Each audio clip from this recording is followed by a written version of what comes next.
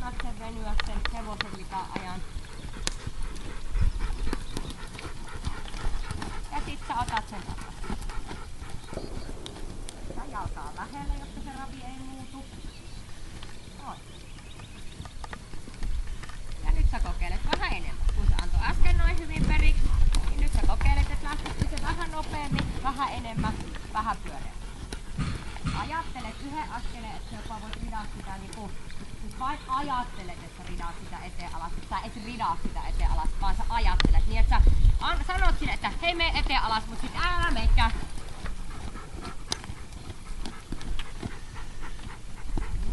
Takaisin tuli ihan jee.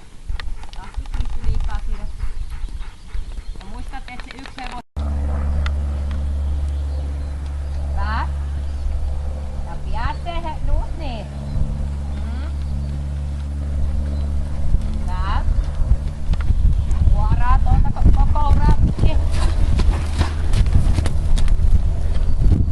No ja tuut vähän pohkeen väistä uraa sisäpuolelle ihan 2-3 askelta. Ja takas uralle. Pidäte. Hyvä. Ja takas toiseen suuntaan.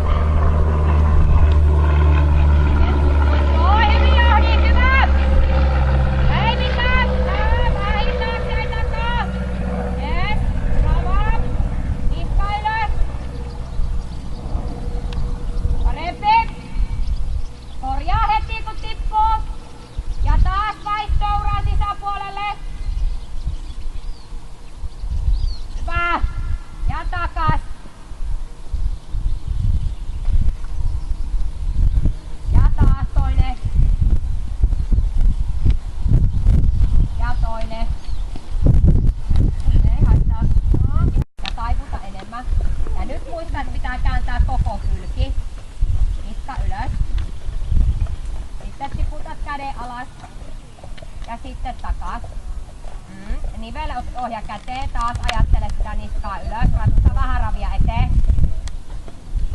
Vähän, näin. Hyvä. Etkä anna hakea, näin, hyvä korjaus. Ratsat ravia eteen, mutta et anna hakea tilaa ulkoa.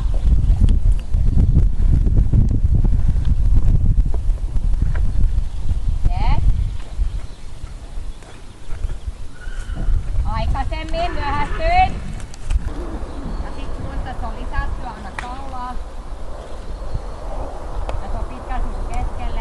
Anna vielä kaulaa. Pitää päästä venyyn, pitää päästä venyyn. Pitää päästä hyvää. Sinne niin. Näin.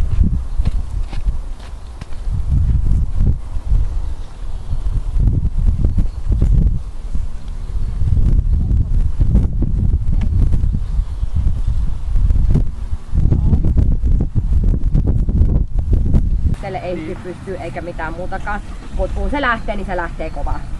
Missä se on?